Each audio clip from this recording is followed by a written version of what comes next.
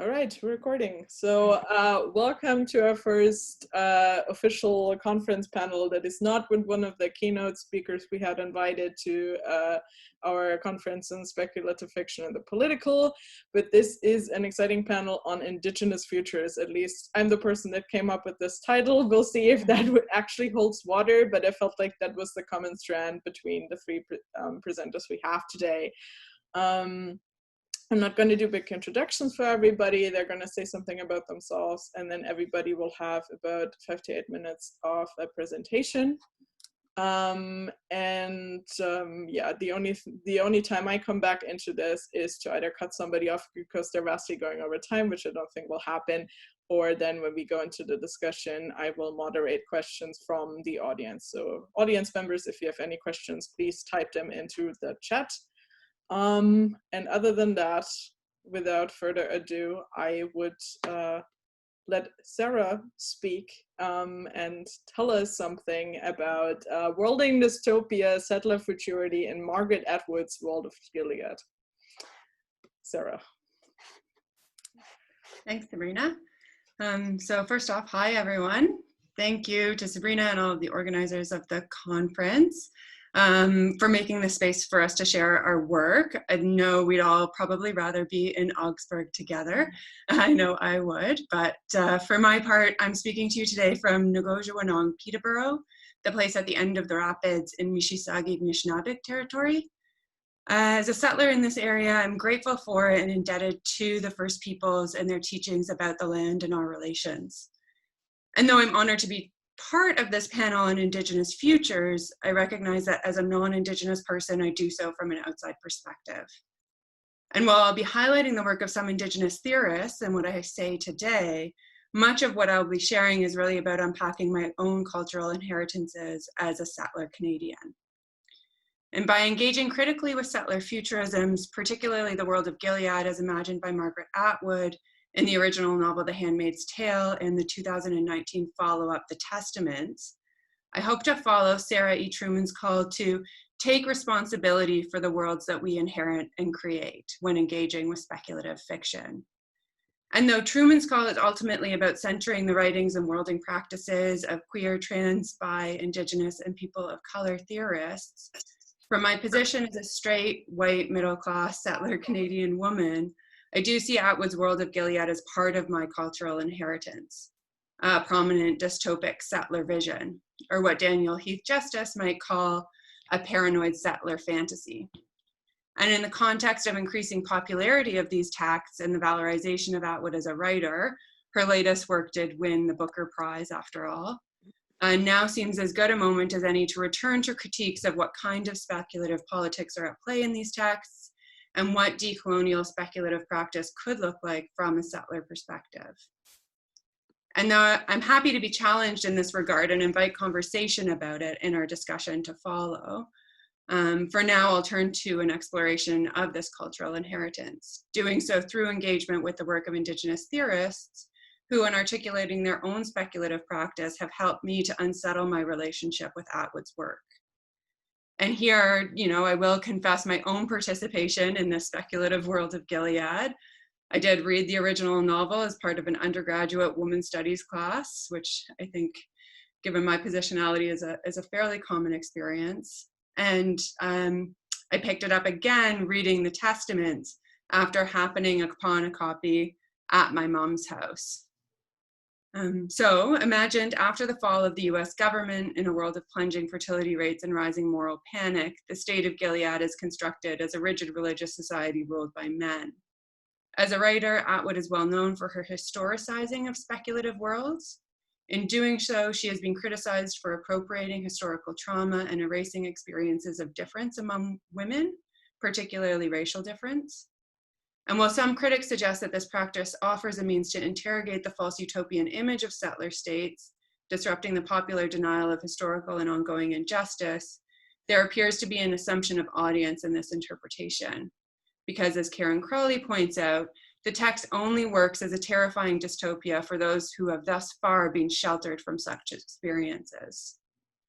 And as Daniel Heath Justice identifies, such a practice runs in contrast to the way in which contemporary Indigenous writers draw from experiences of ongoing dispossession and its resistance in their speculative practice. For instance, in the echoes of the residential school system evident in Cherie Dimoline's The Marrow Thieves, or the arrival of white outsiders to a remote Indigenous community in Wabgijig Rice's Moon of the Crusted Snow. And well, as Heath Justice has pointed out, these narratives focus on an articulation of hope and survival. I would suggest that Atwood's work reflects what David Higgins identifies as the tendency towards cynical reason within dominant science fiction narratives. And this is perhaps most evident in the historical notes that serve as the postscript for both The Handmaid's Tale and the Testaments.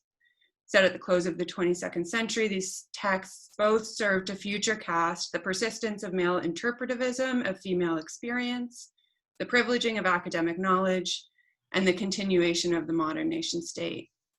And this outlook is also evident in a recent interview with Atwood that was featured in the LA Times, in which she bleakly asserts human beings have done this in the past, which means that it's part of the human being playbook, and therefore it could happen again, maybe with different outfits. I see this as perhaps a subtly but very meaningfully different articulation of the history and the practice of world building than what has been offered by Mississauga Anishinaabe theorist Leanne Batasimosque Simpson, who, in describing the end of her most recent work, Nupaming, The Cure for White Ladies, in an interview for CBC Radio, stated, "This business of decolonizing, this business of finding home, this business of world making isn't done. It's something that, when it ends, we start again." In his 2003 Massey lecture series, The Truth About Stories, author Thomas King advises that stories are wondrous things, and they are dangerous. And the wonder and danger of stories is especially palpable in the imagined alternative realities and future worlds of speculative fiction. Feminist theorist Donna Haraway describes the speculative fabulation at work in the genre as a mode of attention, a theory of history, and a practice of worlding. Viewed this way, speculative fiction provides a rich source of material through which to interrogate our views of history, elucidate our contemporary cultural milieu, and chart what futures we see as possible. In the introduction to Walking the Clouds, an anthology of Indigenous science fiction, Grace Dillon notes that all forms of Indigenous futurisms are narratives of Biskabiang, an Anishinaabemowin word connoting the process of returning to ourselves, and in this way are a decolonial practice. The continued popularity and canonization of Margaret Atwood's World of Gilead in my cultural context suggests that the collective imagination of settler Canadians has much room for growth in order to live up to the needs of our own decolonial practice. I believe we do ourselves a disservice by considering a veiled critique of the past and a cynical futurist vision as the best we have to offer. And to continue to hold up this work as a beacon of progressive politics may well be downright dangerous. Thanks. I'm just gonna come back in for a second. Thank you so much for this, and we're just gonna move on to Ania for now, and we'll hear from her on, and I need my notes, Matriarchs of the Anthropocene, Indigenous North American and Eastern European Dialogues through Feminist Ecocritism. So, Ania. Thank you. Hopefully I can try to condense that in our time. So my name is Ania. I am a settler in Ottawa, which is unceded Anishinaabe territory, and I am a child of Polish immigrants, and I am currently a PhD student, a curator, and sort of cultural educator. And yeah, so I'll jump into my presentation. So I will focus on sort of one section of my original paper, but if more case studies or background on my overall research is needed, or if there's interest in it, I can get to that in our discussion. And I can provide some quick examples, such as where I reference Cherie Dimoline, Denis Goulet, Tomek Baginski, and so forth. And so for today's specific presentation, my focus will be on Inuk singer and activist. Here, I'll share my screen. I actually forgot to do that. Oh, it says it disabled screen sharing, and the host has to enable it. Sorry. I not do this on purpose. Here we go. Online conference. I started talking and then I realized, oh, my screen is not up. Oh, sorry. It's okay. Jesus. I hope I can make this work in a second. Hang on.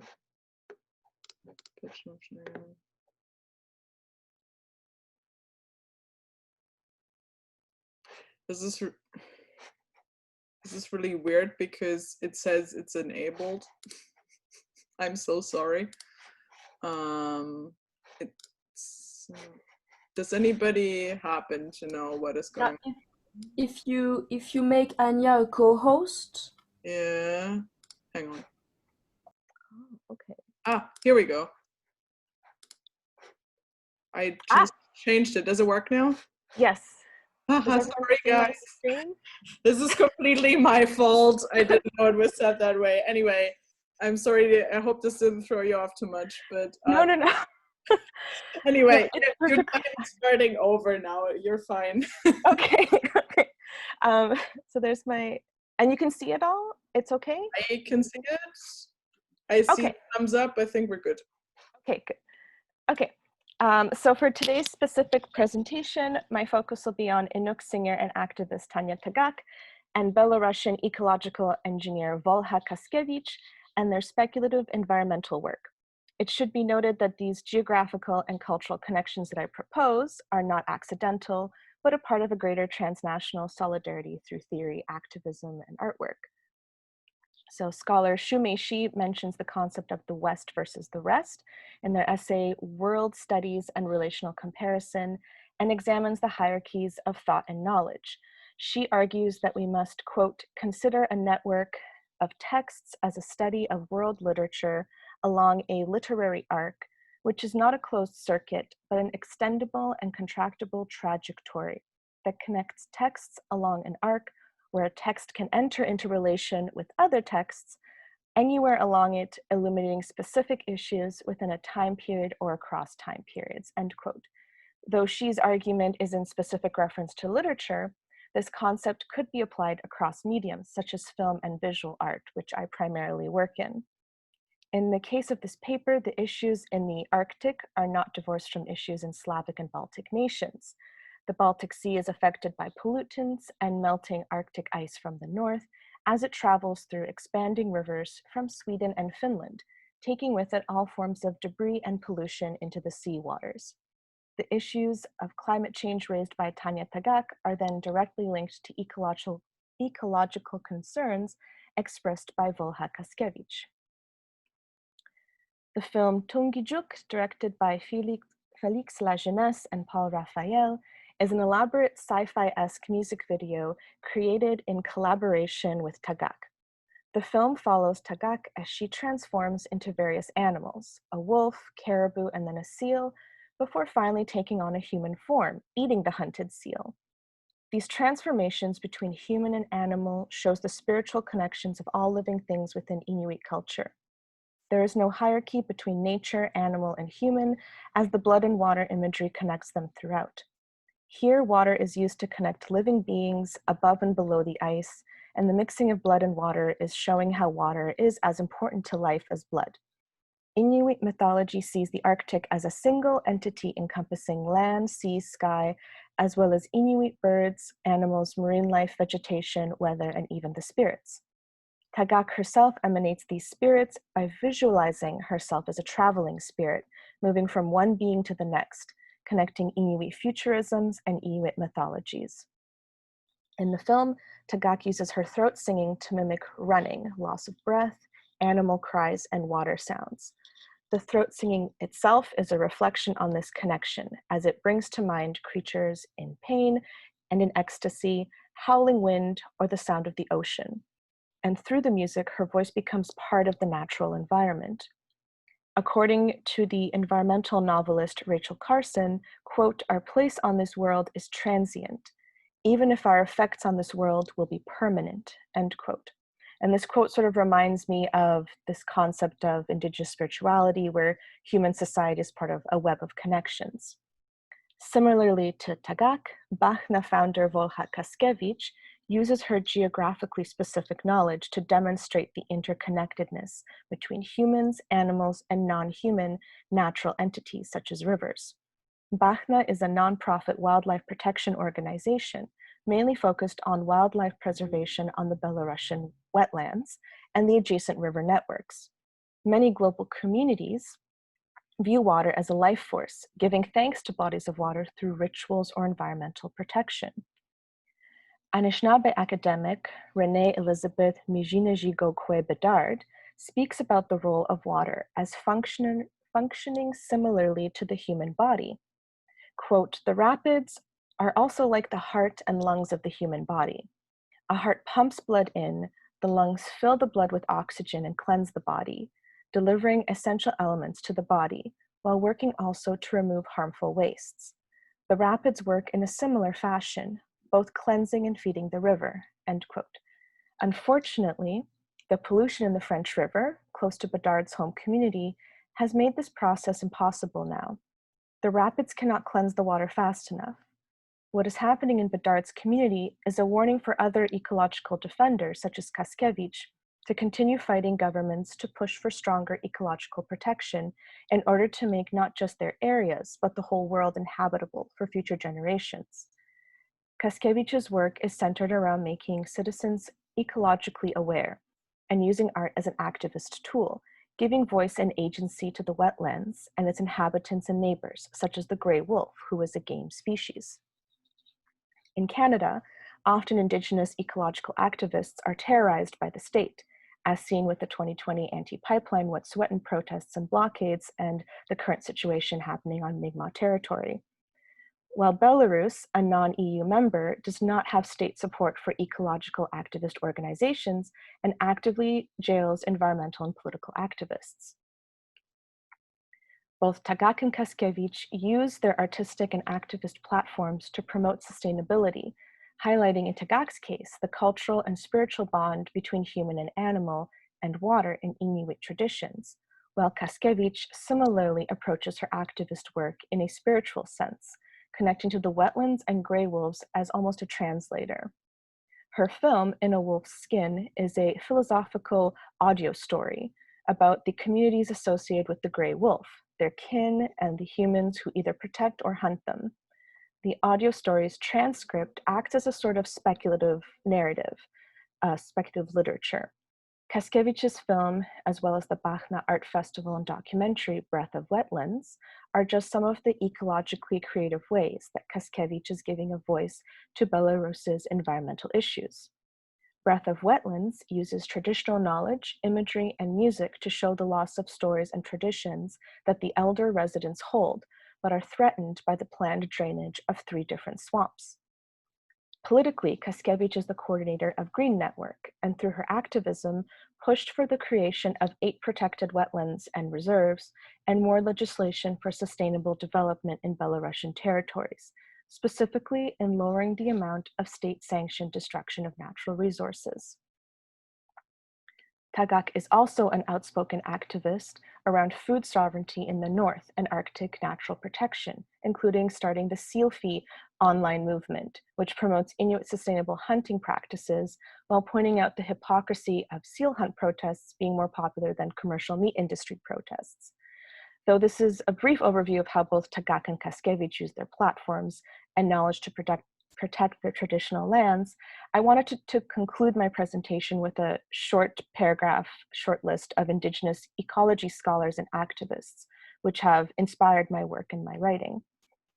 So I recommend everyone look at the work of Potawatomi botanist Robin Wall Kimmerer, who focuses on restoration ecology and the importance of traditional ecological knowledge being used together with scientific knowledge to understand the natural world, as well as Métis anthropologist Zoe Todd, who is a scholar of human-animal relations, primarily in human-fish relations, as well as extinction studies, the Anthropocene, and colonialism and environmental change in northwestern Canada, as well as Sami environmental activist Sofia Yanok, who is a songwriter that uses her music to raise awareness on mining in Sami territory, reindeer herding rights, as well as Baltic water pollution, and Potawatomi environmental philosopher Kyle White, whose work is a reminder of the importance of local Indigenous knowledge around the Anthropocene.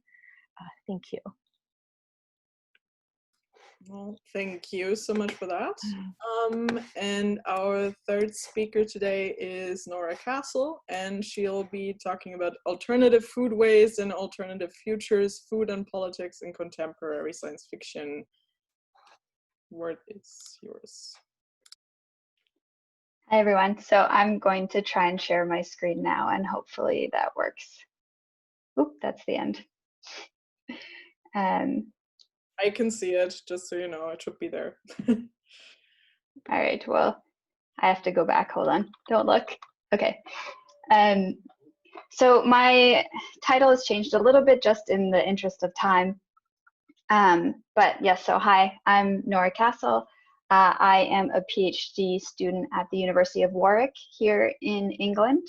I'm coming to you live from self-isolation because I arrived less than 2 weeks ago, so I'm hanging out in my flat and I'm not allowed to leave, so it's a nice sort of COVID reminder.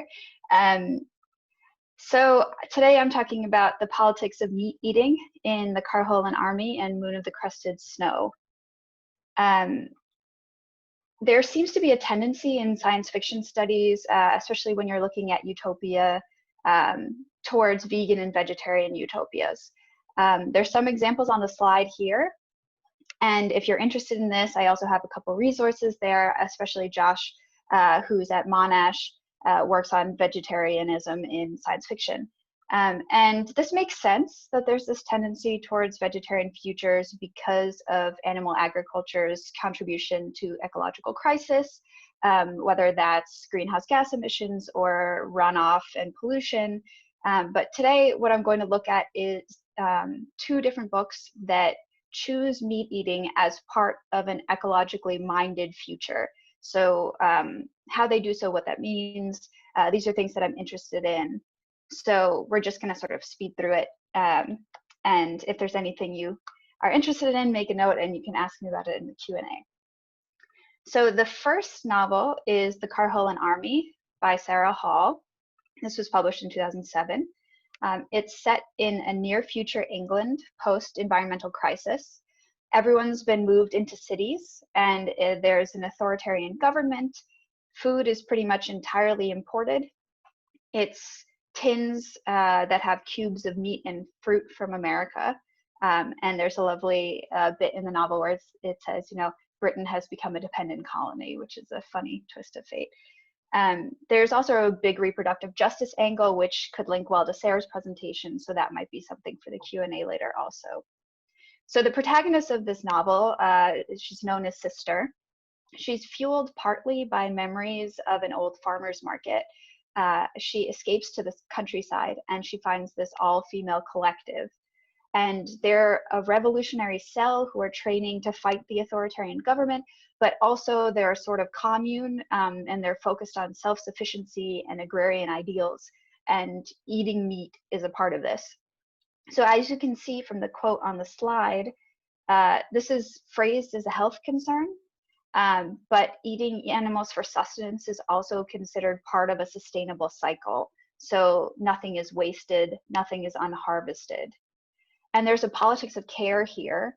And there's a contrast that's being made between industrialized agriculture, so the tinned foods, and then local sustainable agriculture, rather than between meat eating and vegetarianism. And this echoes calls in the real world to eat better meat rather than just telling people to not eat meat at all. And there's a very clear passage where they're looking after the sheep and they worry about the sheep even though they're not the main source of protein, and there's very clear politics of care there. This is also echoed in Moon of the Crusted Snow, which Sarah mentioned, by Wapgishik Rice.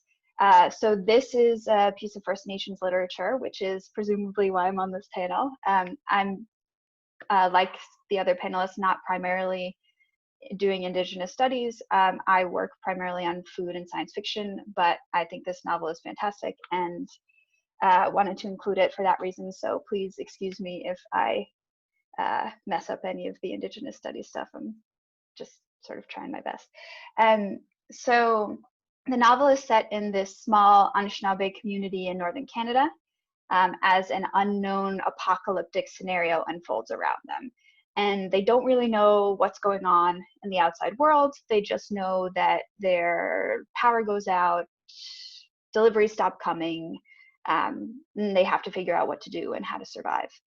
So to oversimplify a little bit for the sake of time, the folks who have at least tried to keep up with traditional hunting and fishing and gathering are the ones who are best poised to survive.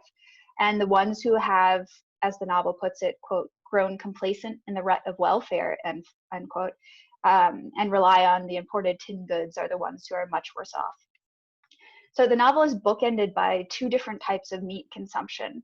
So at the beginning, there's this hunting of a moose by the protagonist, Evan, in which he recites a prayer of thanks in a mixture of Ojibwe and English. And you can see sort of the end of the narration of that passage on the slide. And sorry for spoilers, the revelation that a white interloper has been cannibalizing their dead at the end of the novel. So the differences in the way these two instances are portrayed correspond to different modes of being in the world. There's this very clear, on the one hand, there's care, on the other hand, there's sort of overconsumption. And the epilogue shows Evan's family getting ready to go fishing. So it cements that it's the first way, the way in which care and thanks is given is the way that allows for survival. So this draws on the idea that Indigenous people have already been through the apocalypse, they're living in it, and so they are best poised to survive this crisis now of climate change, of ecological disaster. It can also be read through the lens of conflict between animal rights activists and those who practice Indigenous foodways, such as seal hunting, as we saw in Ania's presentation. So essentially what I've tried to convey in this quick talk is that meat eating is used in these two novels as a political choice. It's part of a mode of survival that makes use of all available resources, but also the care shown for the land and the animals, even when they are consumed, is contrasted against harmful Capital-scene cannibalizing of the earth, rather than a hard vegan or vegetarian stance being contrasted against consuming animals in general. So if anyone is interested in more Indigenous science fiction, I have some anthologies and scholars up there. Kyle P. White was already in Anya's presentation, but we've also got, and Grace Dillon was in Sarah's, but there's a couple other collections there that might be of interest. One is comics and one is sort of indigiqueer speculative fiction. And if anyone's interested, I can send them the presentation. But yeah, so that's me. Thank you for listening, and feel free to reach out if you have any extra questions following the presentation. Thanks. All right. Thank you so much. So again, like the floor is also open for questions, but what might make sense is that our panelists try to obviously talk to each other a bit, maybe, because you have, again, the Indigenous through line is something I came up with also in the interest of grouping people together that might have some exchange. I always know it's a bit tricky to get that focus together, but maybe, yeah, maybe you guys have something you want to start with immediately that you picked up on from the other presentations. Yes, no, maybe. It's like teaching. Don't put me on the spot. Otherwise, I would ask a very general question to start us off with, because I did notice when I prepared the program for the original conference with all the panels, we ended up having at least 6 or 7 papers that had some kind of Indigenous stuff in it. And I think that even excludes Nora, because I don't remember anymore what the original panel was I put you on. But so I feel like there's a lot of discussions around these kinds of topics in speculative fiction research right now. At least that was my feeling I got, and correct me if I'm wrong. So maybe you could talk about why do you think that is obviously a topic that comes up more now than it might have in the past, especially also in connection to ideas of speculative fiction. Well, I think part of it is that we're seeing this movement in speculative fiction now towards acknowledging that it's not only written in the West by people from the global North, and that sort of in the movement for decolonizing the curriculum is part of that as well. Like there's fantastic SF that's coming out of China.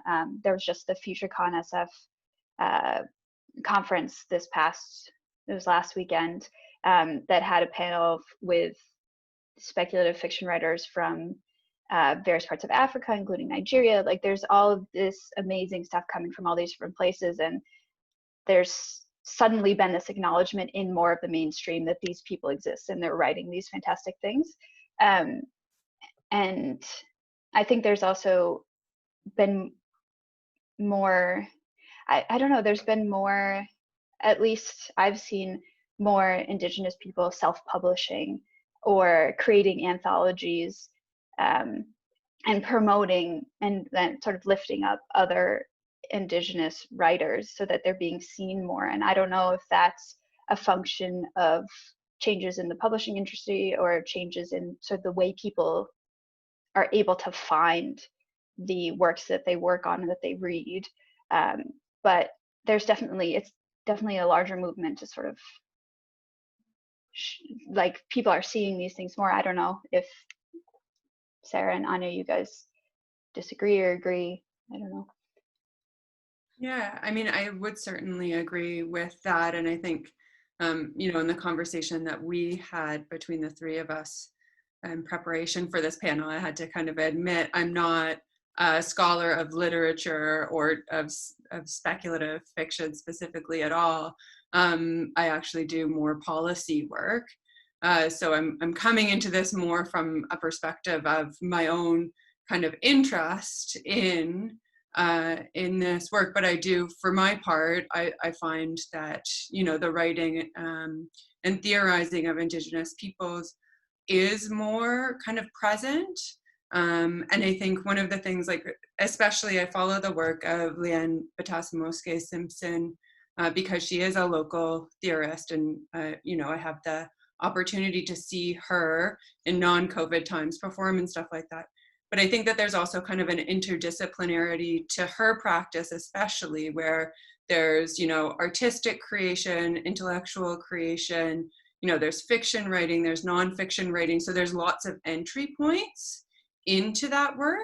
So I think that's also something that allows for more people to find, you know, her particular work from multiple avenues, whether it's through more artistic studies, you know, studies of Indigenous resurgence in a more kind of theoretical way, or from kind of her fiction that she's published as well, or poetry and stories. So just lots of entry points there. Yeah, and unlike Nora and Sarah, I don't come from like a very literature heavy background. It's mostly film and art history, but even I've sort of dabbled as much as I could in the literature and noticed that, especially with like Sherry Dimeline and the Marrow Thieves, I sort of have been focusing on these sort of ecological futurisms, and of course with Indigenous futurism, which is coined by Grace L. Dillon. I guess it's sort of like the near future, especially with the ecological futurisms, because it's happening now, or it could happen in the next 5 years. It's not what we can imagine in some non-Indigenous futuristic literature, where it's maybe 5,000 years in the future. But what I've noticed is that it's very easy to sort of connect, because you can imagine this, you know, with Sherry Dimeline and the Marrow Thieves, you can imagine it happening now in 5 years, in 100 years. So I think it's also very accessible, and that's probably part of the popularity as well. Yeah, I think that all sounds very plausible. So we're getting a few questions. Actually, one came in for Sarah while she was speaking. The simple question from another Ania that says, "Hi, thanks, amazing stuff. Which Daniel Heath Justice text were you referring to?" I was referring to why Indigenous literatures matter, and especially that chapter on, I think it's called "How Do We Learn to Live Together?"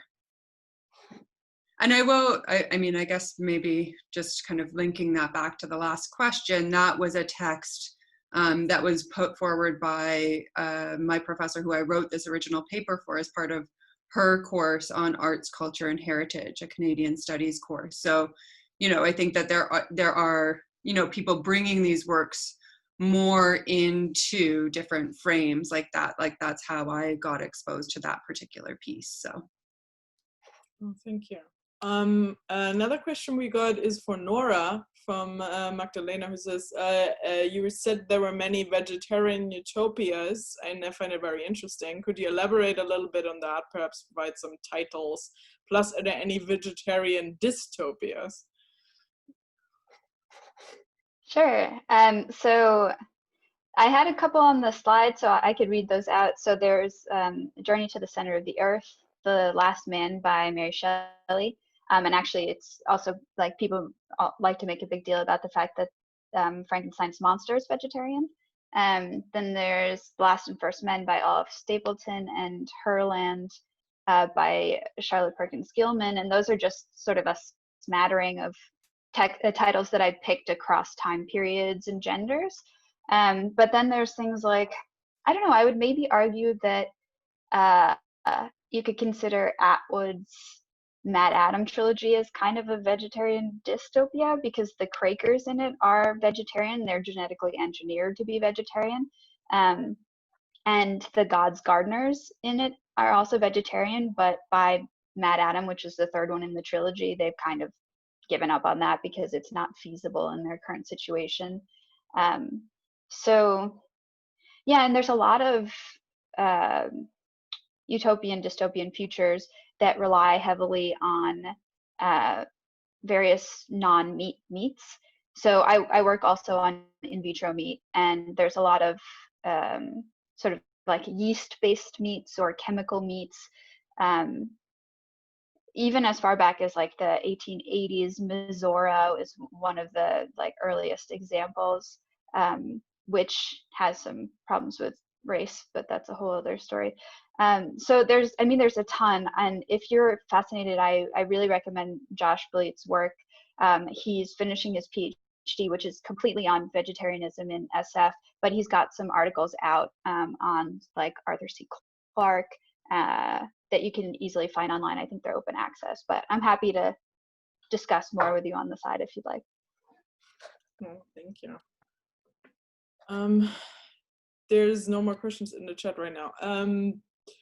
So I was always so wondering, I guess, about, since I brought up, like, is this a newer thing? And we're all sitting here, and Sarah pointed out very obviously in her presentation, so that you were like, none of us are Indigenous, as far as I'm aware. So I guess there's always that kind of, how do we toe the line between these topics where it's not about us? So I mean, I just started to do editorial work for a page where we're trying to review books, mostly have books reviewed by kind of own voices, but obviously there's that kind of power disparity in academia where there are much less like Indigenous people that have access to this kind of discourse. So and I just kind of always struggle with this. I mean, I was just conscious about, like, I'm putting this panel together with white people. How do we handle all of this? And I mean, I know these are troubling questions we always have to deal with, but at the same time, I feel like I wanted to address this more heads on again as well. Also, especially given we were going to have this panel online. And I mean, it would be very easy and also right to criticize this for kind of coming together. So I feel like we should maybe address this a bit more, how also you have maybe dealt with this in your own research, in your own teaching. And I know obviously not everybody is actually teaching on these topics or doing bigger research projects, but maybe we can talk about this a bit. Yeah. Oh. I'll just jump right in. I think like, thank you for bringing that up, because I think it is something that the three of us talked about when we came together and all had our own kind of cautions around. And I think just in reference to the first question, like, I think it's important to acknowledge that, well, I might be kind of newly acquainted with some of this theorization. For the people, like the Indigenous theorists who are doing it, I don't think it's a new practice. I think that, you know, they're drawing on a lineage and a cultural inheritance themselves, which maybe from my perspective, I'm only just now getting to kind of understand better, hopefully. And I'm cautious too, because I know that in the latest work by Simpson, one of the things that comes across is this tendency to, you know, the kind of settler Canadian gaze of thinking everything is for us, and it's not. And so I guess that's one of the reasons that I tried to orient my analysis the way that I did. But at the same time, it's through engagement with the Indigenous theorists that I can kind of understand and unpack my own kind of understanding of myself and my place here, kind of like on the land and in relationship with people here better. So I'm very appreciative of that. But, you know, always thinking about and hoping to try and do that in a respectful way. And I think having kind of that put up front as part of that process for sure. So if I may jump in as well, it's because that was brought up, the issue of me, well, not the issue, but the fact that I am a child of immigrants and also a settler, and yet I was interested in doing a PhD on Indigenous artists and filmmakers. And I sat down with some professors and some scholars, and they were saying, well, why don't, you know, your family's from somewhere else, or you're very in tune with your own culture. What about, you know, having this dialogue with your culture and the Indigenous artists that you were looking at? And that's when I realized that's why I really got excited when I saw Shumeishi's theories, because it promotes this concept of being able to have these dialogues and discussions between communities without talking for or talking over another community. And I do still try as hard as possible to be very respectful and follow protocols and make sure that there's nothing that I'm overstepping. I know in a course I took, I forget the exact title of the source, but I think it was Indigenous artist David Garneau who was talking about there were certain spaces that non-Indigenous people shouldn't expect to be in, and that's okay. Like, we can't be invited into every place. Like, there are sacred spaces that should stay sacred, and the importance is to promote the respect of these sacred spaces and not try to force ourselves into these spaces, and know what boundaries not to push. So I think that's an important thing to consider. Thank you. Yeah. Yeah, I mean, I definitely agree with what Sarah and Ania have said. I don't want to be that literary scholar, but it made me think of Edouard Glissant's work on opacity, and how, you know, people have a right to be opaque, and you don't have a right to sort of expect transparency and understandability from everyone. So I think Anya's point about sort of knowing where the line is, knowing that there are spaces you're not invited to, and accepting that and respecting that is important. And knowing that there's things that aren't meant to be explained or aren't meant to be told. And I'm thinking specifically of all the controversy surrounding Rebecca Rowanhorse's Trail of Lightning, because she was writing about Diné rituals, and there was a whole big controversy about whether she should be able to do that, because I think she grew up in Okeowenge Pueblo, and there was something about her maybe being adopted and having been Diné but not actually growing up Diné, whether she could speak for them, and it was a whole thing. And she is Indigenous, and so she's an Indigenous writer. So I mean, even within Native American First Nations literature, there's these conflicts that happen because it's not a monolith. And I think that's also important to remember, is that we're talking about these specific texts or authors or activists or scholars, and each one of their communities will be different, and will have different expectations of what can be talked about and what should be talked about and what their philosophies are. And so just sort of marking out the fact that there is I will be not knowledgeable about a lot of things, and sort of acknowledging my own ignorance is important. Thank you. We're getting some comments in from Lena, who says she works in Gothic and Indigenous fiction. There's so many theoretical frameworks by Indigenous scholars and writers that we can respectfully use to read these works. And she agrees with Sarah that we all need to unpack and always interrogate our position, which I think is very right. And she also just said there's so much more about this controversy about Rowan Horse, and so many DNA authors and writers are supporting her in her work. The people criticizing her work are not DNA. So maybe you want to comment on that? Yeah, sure. I mean, the thing that I saw was like a council had put out a piece of writing about it. And I had seen that it was the council of a particular DNA nation. But I mean, maybe that's false, or maybe it was misrepresented, but it is definitely super complicated. And there are people on both sides. So I've seen people, and like there's this fantastic Facebook group actually that you guys should join if you're interested, which is Imagining Indigenous Futurisms. And so people are get very like hype on that about like there's definitely people who are for her and against her. Personally, like I don't really have a dog in the fight, so I have the novel, and I don't know if I'll write about it, but I think the controversy in itself is interesting. But yeah, it is super complicated, and it's not that it's bad or she's bad, but there's a lot to unpack there. Yeah.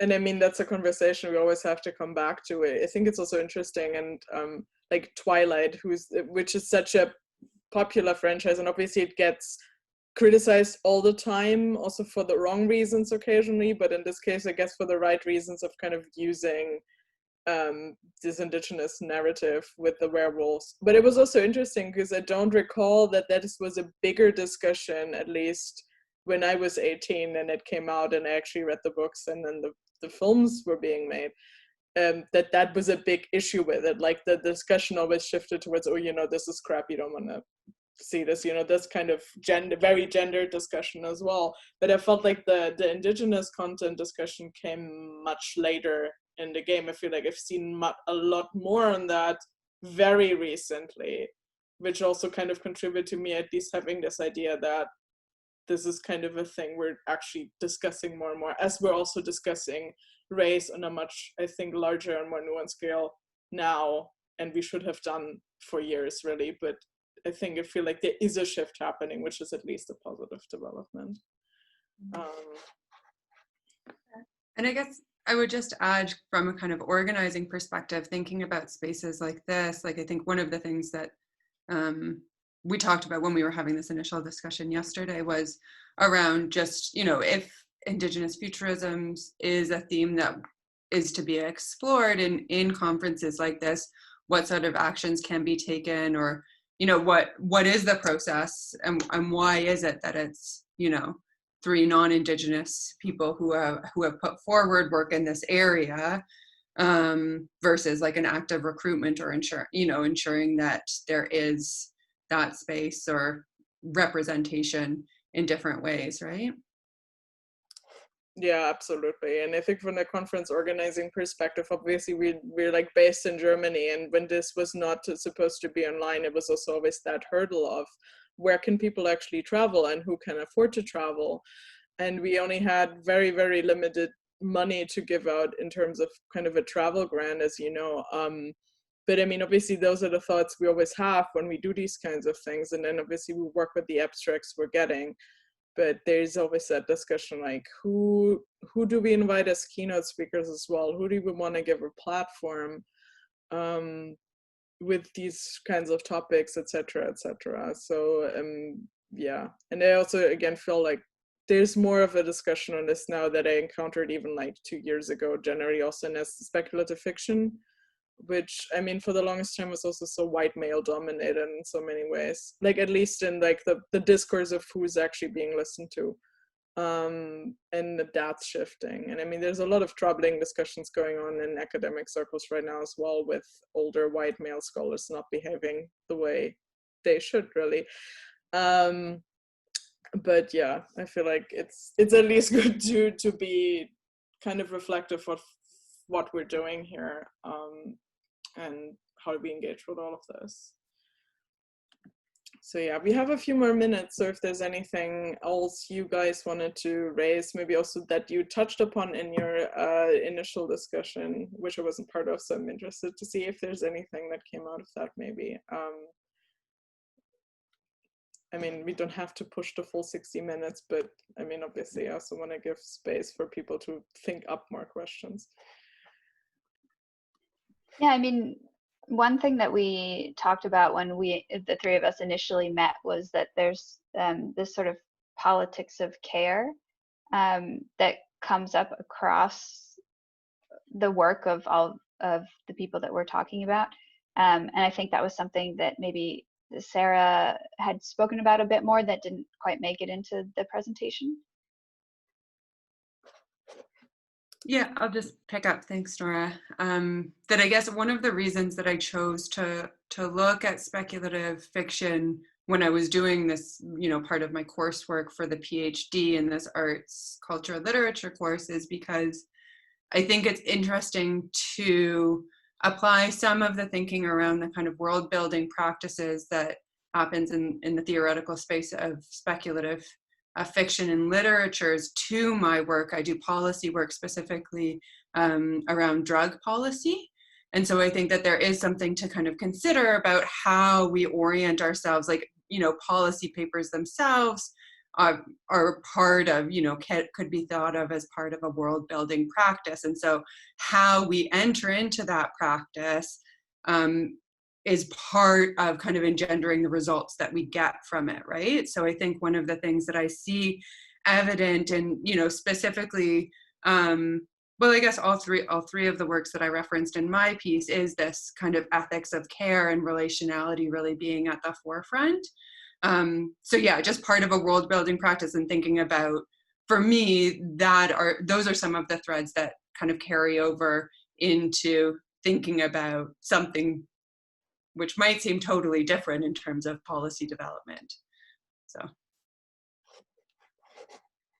And with my works, I was sort of, as best I could, trying to show the focus on empathy towards non-human entities and just how that can, formulate different plots in terms of speculative fiction, if we look at Sherry Dimeline and the Marrow Thieves, but then also in film and visual art, and how these emotional connections to nature and ecology can help with promoting scientific sort of processes of environmental change as well. Yeah, thank you. So yeah, a few people already having to leave and thanking for the discussion. So I mean, if there isn't anything on your end, we can also definitely wrap this up here. But I want to thank you again for joining us, even in this short forum. I hope you had some productive exchange because of this panel. And it wasn't all lost, since we sadly couldn't be in Augsburg together a few weeks ago. Yeah, I hope to actually meet all of you in person at one point or the other, read some of your work. So thanks to you, thanks to everyone that joined us here. I know there's a bunch of people that do join us on YouTube after the fact. So yeah, I will be uploading this and then more people can see this great discussion. So thank you, and good evening, good night. Thanks.